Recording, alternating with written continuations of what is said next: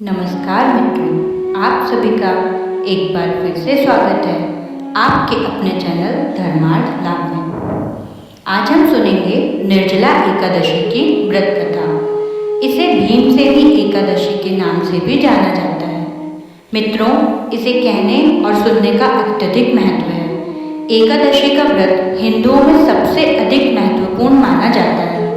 वर्ष में 24 एकादशियाँ आती हैं, किंतु इन सब एकादशियों में ज्येष्ठ शुक्ल एकादशी सबसे बढ़कर फल देने वाली मानी जाती है, क्योंकि इस एकादशी का व्रत रखने से पूरे साल की सभी एकादशियों का फल आपको प्राप्त हो जाता है। आइए सुनते हैं निर्जला एकादशी की कथा। मित्रों, एक बार पांडवों में सबसे बलशाली भीम ने व्यास जी से कहा कि हे परम बुद्धिमान पितामह, मेरी बात सुनिए। ज्येष्ठ भ्राता युधिष्ठिर, माता कुंती, द्रौपदी, अर्जुन, नकुल और सहदेव ये सब एकादशी के में कभी भोजन नहीं करते और मुझसे भी हमेशा यही कहते हैं कि भीमसेन, एकादशी को तुम भी कुछ मत खाया करो। किंतु मैं उनसे यही कहता हूँ कि मुझसे भूख बर्दाश्त नहीं होती। मैं भगवान की शक्ति, पूजा आदि तो कर सकता हूँ, दान भी दे सकता हूँ, परंतु मैं भूखा नहीं रह सकता। इस पर व्यास जी ने कहा, हे भीमसेन, यदि तुम नर्क को बुरा और स्वर्ग को अच्छा समझते हो तो हर महीने की दोनों एकादशियों को अन्न का सेवन मत किया करो। भीम ने कहा, हे पितामह, मैं तो पहले ही कह चुका हूँ कि मैं भूख सहन नहीं कर सकता। यदि वर्ष भर में कोई एक व्रत हो तो मैं उसे रख सकता हूँ, क्योंकि पूरे दिन तो क्या, मैं एक पहर भी भूखा नहीं रह सकता। इसलिए आप मुझे कोई ऐसा व्रत बताइए जो वर्ष में केवल एक बार करना पड़े और मुझे स्वर्ग की प्राप्ति हो जाए। यह सुनकर श्री व्यास जी बोले, हे पुत्र, बड़े बड़े ऋषियों ने बहुत से शास्त्र आदि बनाए हैं जिनसे बिना धन के थोड़े परिश्रम से ही स्वर्ग की प्राप्ति हो सकती है। इसी प्रकार शास्त्रों में बताया गया है कि दोनों पक्षों की एकादशी का व्रत करने से मुक्ति मिल जाती है। श्री व्यास जी के वचन सुनकर भीमसेन नरक में जाने के नाम से भयभीत हो गए और कहने लगे कि अब मैं क्या करूं महात्मन, 2 व्रत तो मैं नहीं कर सकता, किंतु पूरे वर्ष में एक व्रत करने का प्रयत्न मैं अवश्य कर सकता हूँ। इसलिए पूरे वर्ष में कोई एक व्रत करने से मेरी मुक्ति हो जाए, ऐसा कोई व्रत बताइए। यह सुनकर श्री व्यास जी बोले कि वृषभ और मिथुन की शुक्राति के बीच ज्येष्ठ मास के शुक्ल पक्ष की जो एकादशी आती है उसका नाम निर्जला है। तुम उस एकादशी का व्रत करो। इस एकादशी के व्रत में स्नान और आचमन के अलावा जल वर्जित है।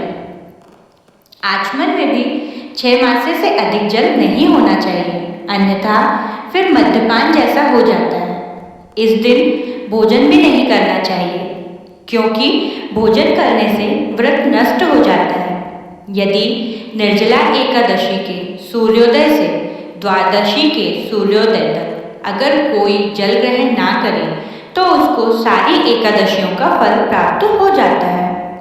द्वादशी को सूर्योदय से पहले उठकर स्नान आदि करके ब्राह्मणों को दान आदि देना चाहिए। इसके बाद भूखे और सच्चे ब्राह्मण को भोजन कराकर आपको भी भोजन कर लेना चाहिए। इसका फल पूरे वर्ष की संपूर्ण एकादशियों के व्रत के फल के बराबर होता है। व्यास जी कहने लगे, हे भीमसेन, मुझको स्वयं ये बात भगवान ने बताई है।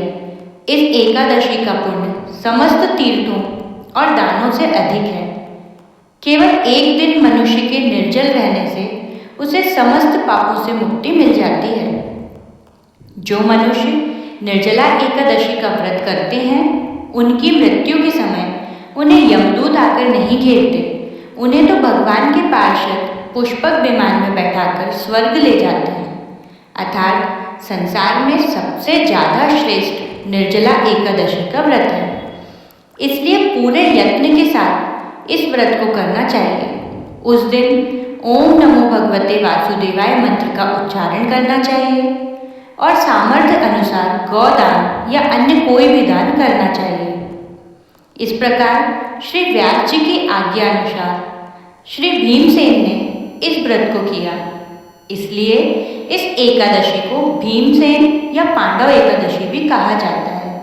निर्जला व्रत करने से पूर्व भगवान से प्रार्थना करें, संकल्प करें कि हे भगवान, आज मैं निर्जला व्रत करता हूँ, दूसरे दिन भोजन करूँगा।